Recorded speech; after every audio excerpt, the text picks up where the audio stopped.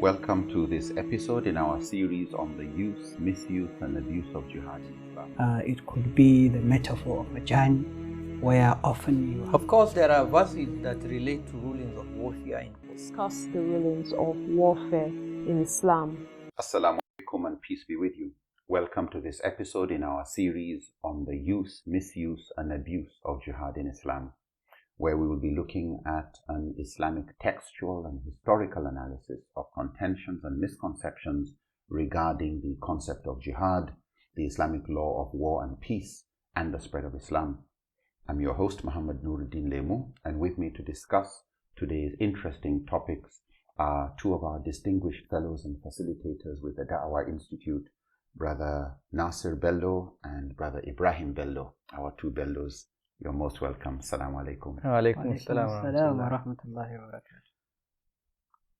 Looking at the subject of the military forms of jihad. So in previous episode, we've discussed jihad is used in the Quran and the Sunnah in a very broad way. And there are different forms of jihad depending on professions and priorities. And what matters is that it is a legitimate cause. It is done seeking Allah's pleasure. It is done in a way that respects Allah's laws and guidance. But definitely there is the form of jihad that requires defense, security services, whether it's police, whether it's military or any others. Some Muslims have argued that the way our spiritual jihad of self-improvement is an individual obligation. It's a fardu ayn. No, you don't need to wait for anybody's permission to pray 5 times a day. It's an obligation on all of us. The way you don't need to wait for anybody's permission or a leader to say, you can fast in Ramadan. We will fast as soon as the time has come. You will give your zakat when the time has come. You will work on dhikr and improving your heart and soul as best as you can as an ongoing, never-ending struggle.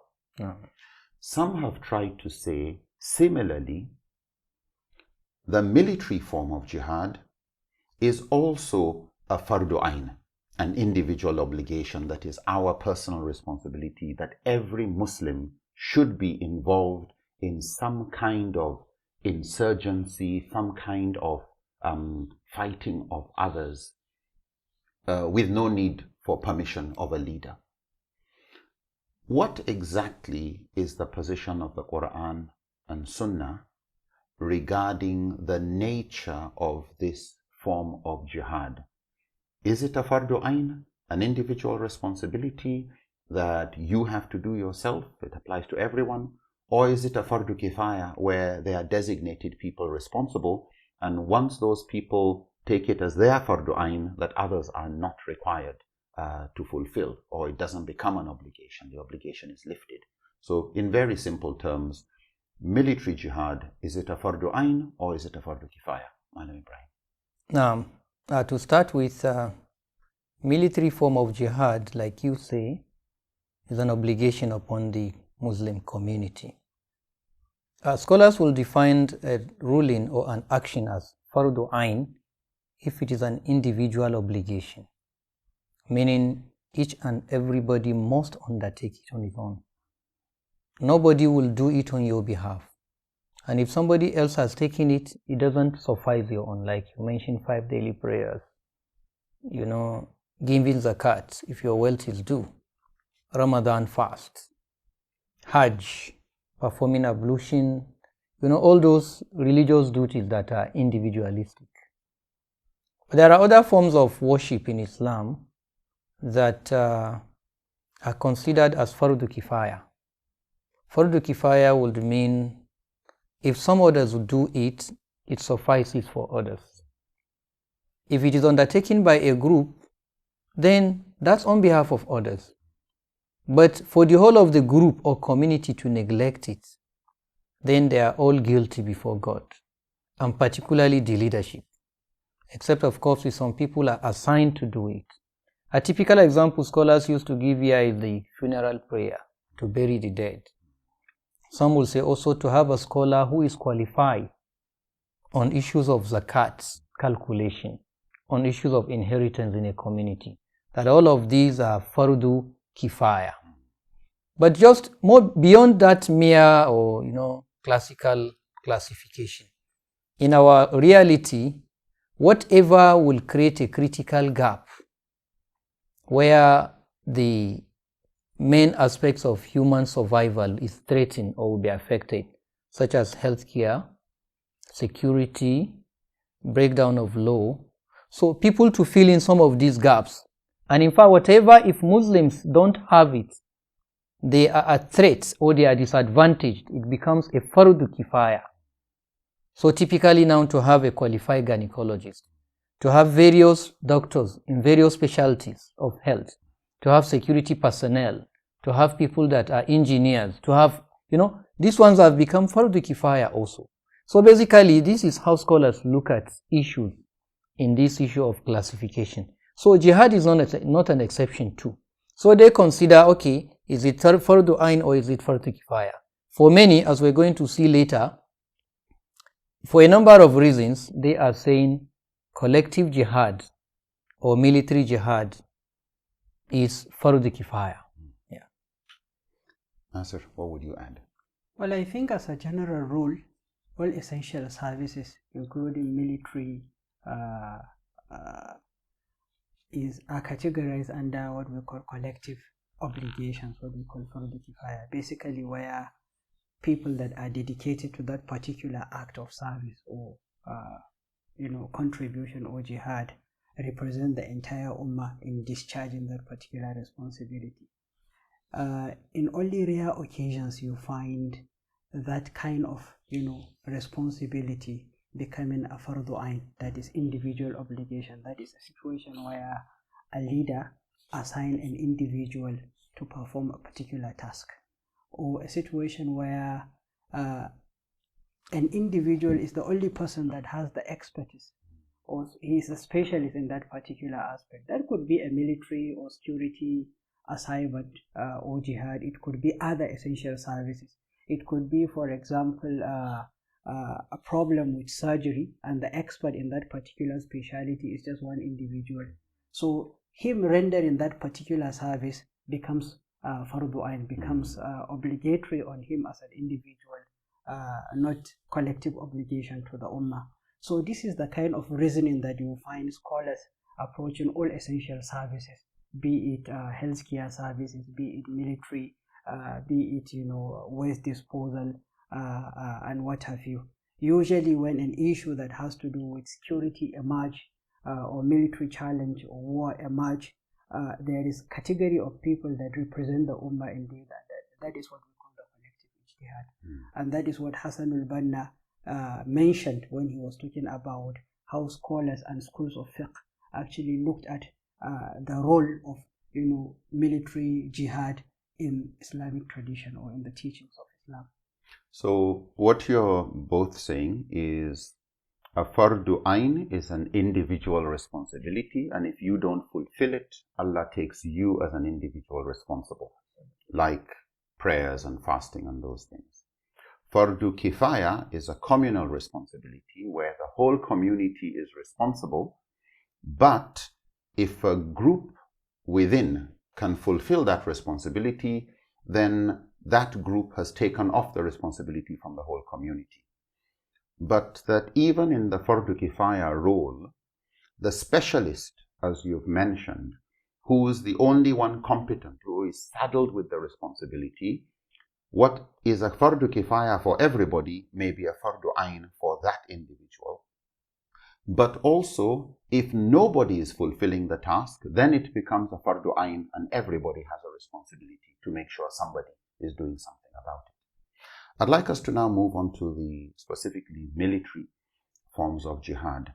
What evidence from the Quran or from the Sunnah have scholars presented to argue that military forms of jihad are a fardu kifaya, a communal responsibility, where some are expected to undertake, and not a fardu ain, everybody is responsible? I think even before getting into the verses, this confusion sometimes when it comes to whether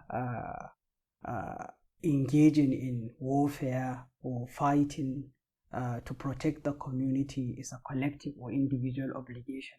I think it has so much to do with the way we look at our history and the evolution of our civilization or our community as a Muslim Ummah, and that is applicable to all societies.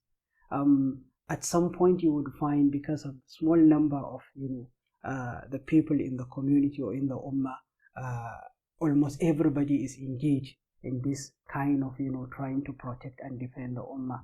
Often you would find, particularly most men, are engaged in that. But as the society grows, as the number increases, as the society becomes more complex, you will be able to see visibly how everybody and now people are becoming more specialized in certain aspects of the community and representing the community. The division of responsibility. Exactly, division of responsibility. So if you look at the evolution of the Muslim community, you can clearly see all that through time. So the confusion or the mix-up, in my view, is associated with inability of some Muslims to really see, to differentiate the early stage in the evolution of the Muslim community and what it is now, how complex, how advanced it has become already. Now, coming to the Quranic, evidence regarding this issue of, dividing this issue of military warfare or engaging in military jihad as a fardu kifaya, as a representation that some specialists in that particular segment among Muslims are supposed to represent the Ummah, is the verse we talked about earlier, where the Quran says, وَمَا كَانَ الْمُؤْمِنُونَ لِيَنْفِرُوا كَافَّةً وَلَوْلَا نَفَرَ من كل فرقة منهم طائفة ليتفقهوا في الدين ولينذروا قومهم إذا رجعوا إليهم لعلهم يحذرون. That this verse, basically what it is saying is that it doesn't even make sense. It is not right for the whole of the Ummah to go and engage in military expedition or warfare. There is a need for some to be left behind. Some have to go and learn and represent the Ummah in another form of jihad. So that it is not conceivable, it is not even reasonable, it doesn't make sense for all of us to go forth for jihad. It is expected that among those that are lagging behind, those that are back at home, others will also go forth for another form of jihad, which is learning. This is an indication that it is, even according to the Quran, that it is more strategic for the society to have that division of labor in terms of representation. Now, the second verse is where Allah talked about, and of course, it talked about learning, another form of jihad. They acquire knowledge for them to guide, to do nasiha to the people that participated in the expedition and other members of the society. Basically, it provides opportunity for education for another form of jihad that has to do with a holistic development of the society. The second verse is where Allah talked about, tried to make a comparison that you cannot compare in terms of reward and benefit those that have committed to the cause of Allah, that is, those that have participated in the military jihad with themselves, their physical selves and their wealth, with those that are at home, are sitting at home, maybe doing some other things. But the interesting thing in the verse, لا يستوي القائدون من المؤمنون غير أولو الضرر والمجاهدون, that you cannot compare those that are at home among the pious believers and those that have gone out for jihad بأموالهم وأنفسهم. لا يستوي القائدون من المؤمنين غير أولو الضرر والمجاهدون في سبيل الله بأموالهم وأنفسهم فضل الله المجاهدين بأموالهم وأنفسهم على القائدين درجة. That Allah has favored in terms of reward, in terms of elevating them in status, those that have gone out and commit themselves and commit their own resources over those that are at home.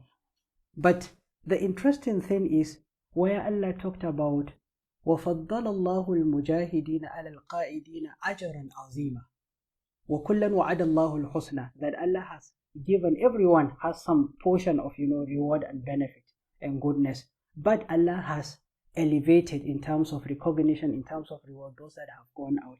So the point, the most important point here is for us to appreciate the fact that there is no harm in staying back because some are representing you in this aspect. Had it been it is wrong for others to stay behind, instead of giving them reward, what you should expect is that they are going to be punished. They are going to be punished. And another example, I think, another thing that is interesting around that is when we look at, reflecting back on my example of, appreciating, understanding the early stage of the society and the later stage, and how as the society grows, things begin to take shape, and you can see visibly who is doing what in the society. Now, if you look at a context where somebody whose role and responsibility is to go and participate, he is a military specialist, for example, in his own case, it is obligatory. And that is why if you look at the case of the companions that refused to go for battle, the three, Salasatul Lazina Khulifu, that Quran talked about, and how they were punished because they belong to that particular category. And at that material time, there isn't so much gap that you can see visibly who are this and who are that. So I think these two important verses have clearly shown that there is this division of labor, that the role of representing the Ummah in military expeditions, in protecting militarily the society, is a collective obligation, is a fardu kifaya, not fardu ain, just like other essential services. Allah. So what you are actually bringing from these two verses, firstly, the ranking of martyrs and people ready to put their lives on the line to die defending the community. That's a very respected, noble role. But then the same verse that tells people to go out and fight an enemy or defend the community is the same verse that is saying some should stay back, that not everyone should go, because there are other people who their staying back is actually what is in the best interest of the community. So there should be some division of labor. But I think the point you've demonstrated aptly is the Quran does not regard military jihad or just war as a responsibility of everybody. That what we see from the Quran and what we see from the Sunnah is a division of labor. Some fulfill that responsibility while others do other responsibilities. Probably even worth noting just historically, the Muslims were conquered by the Mongols. So the army did its own jihad, but was conquered. But the scholars who stayed behind, who were not killed, they carried on their da'wah. And within 10 years, the Mongolian army was basically conquered to Islam. They converted to Islam and they became, in other words, you did have two forms of mujahidun, the mujtahids and those who are the scholars, but you also had the army. And while one was conquered, the strategy of keeping behind scholars was a longer form of struggle that ended up becoming what was successful. Mala Ibrahim, regarding evidence that jihad is a fardu kifaya, not a fardu ain, Malam Nasir has given us some examples. What would you add to this? There are the other verses of Quran that show that Allah subhanahu wa ta'ala, like in a verse, he said, فَإِن قَاتَلُوكُمْ فَقَتُلُوهُمْ. If they fight you, then fight them.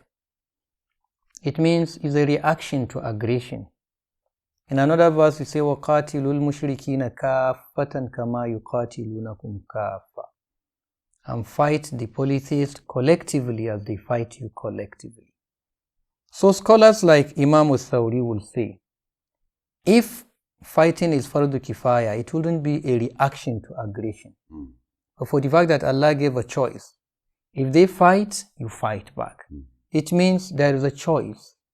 And then if it is fardu ain, like it will be binding to continue fighting. In other verses, there was a time the Prophet ﷺ was addressing a group of people that were going out for battle. And he said, for each one of you should stay behind.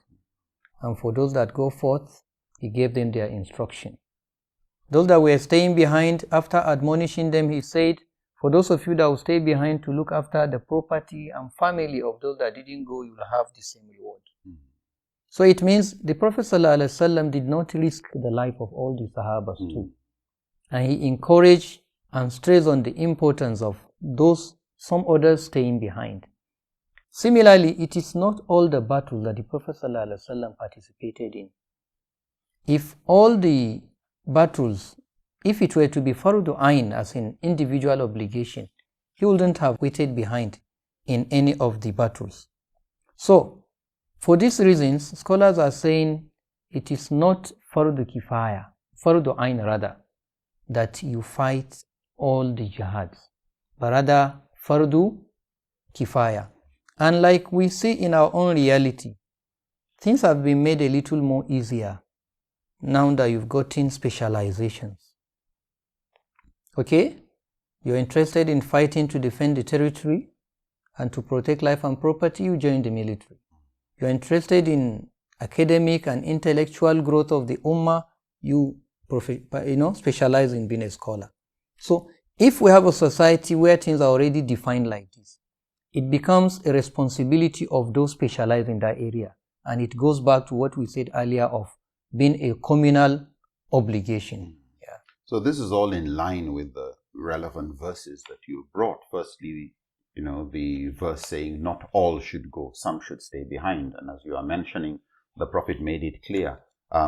Half should go in one particular context, half should stay behind, but they both get the same reward. Yeah.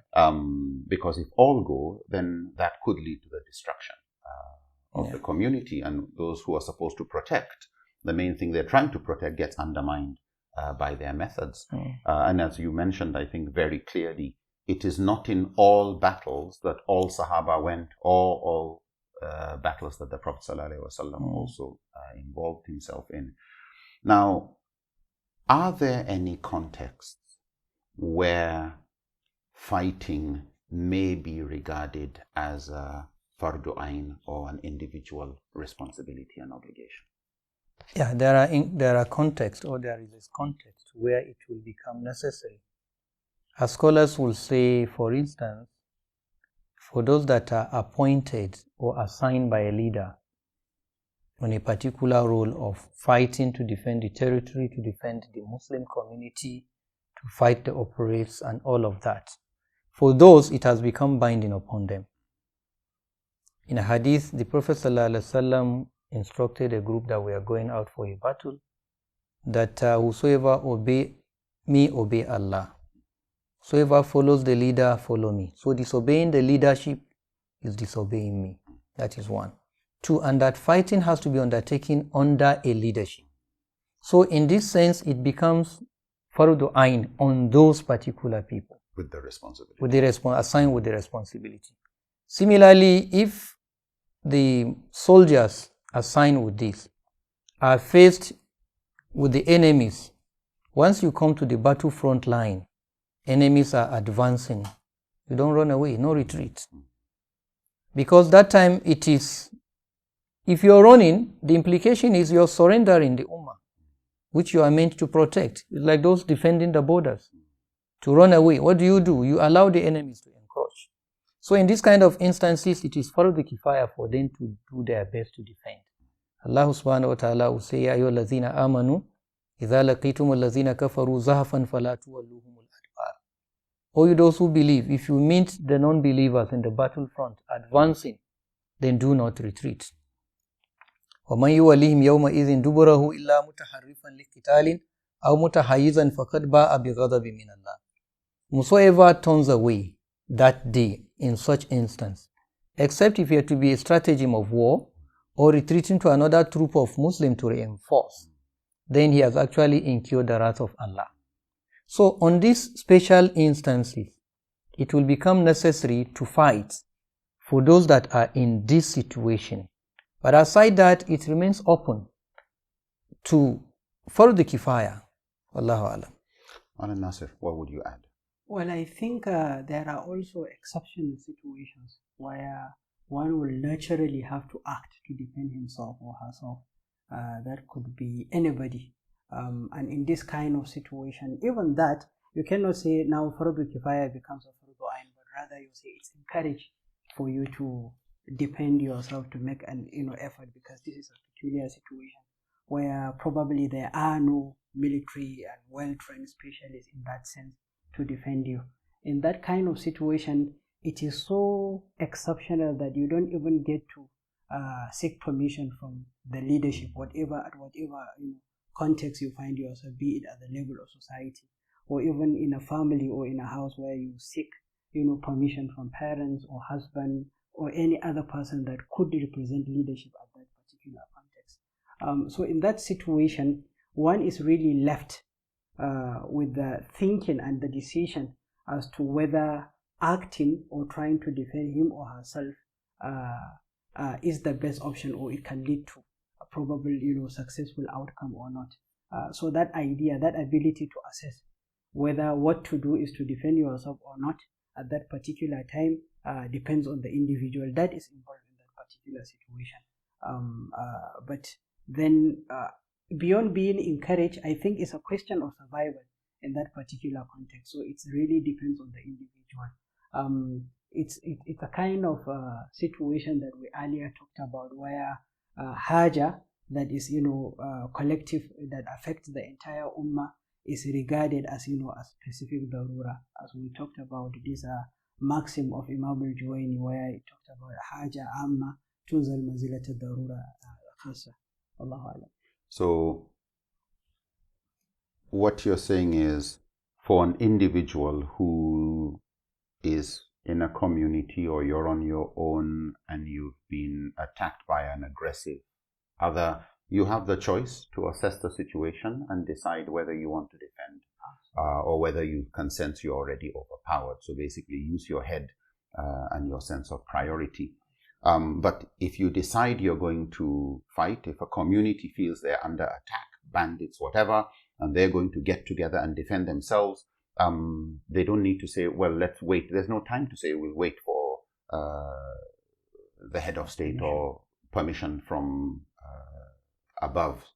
So in those type of situations, the normal standard procedures of military engagement occasions would not allow that, and this is a situation of necessity that you are mentioning.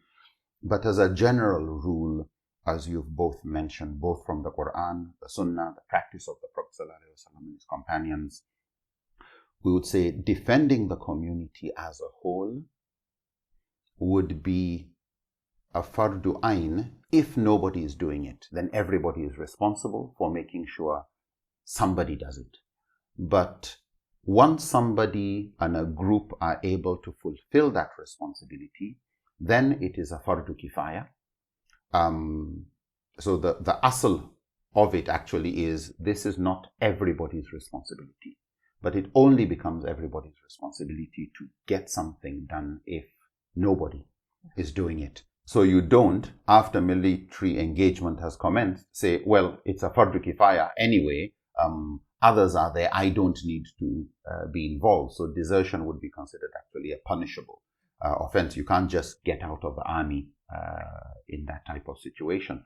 So I think in conclusion, what we are learning is military engagement in the form of jihad is a fardu kifaya, so long as there are people fulfilling that responsibility. It is, however, a fardu ain for those who have been saddled with that responsibility of defending the community to fulfill that task. Exceptional situations and circumstances would allow individuals, including women and those who normally would not be part of the fighting troops, in some context, not that it is prohibited, but exceptional circumstances may make it necessary for them to defend themselves or to defend the community. And those who die defending the community, we find from the Quran and the Sunnah, these people die as martyrs, who inshallah will be granted paradise. This is not extolling that it is good to go and fight, because fighting has its conditions, which I would like us to look at in subsequent episodes. It's not just you fight for any reason. There are guidelines regarding what's a legitimate target, what's a legitimate justification and purpose and conduct of warfare. But inshallah, we'll stop there for today. Thank you very much, both of you. Jazakumullahu khairan. Until next time, assalamu alaikum wa rahmatullahi wa barakatuh.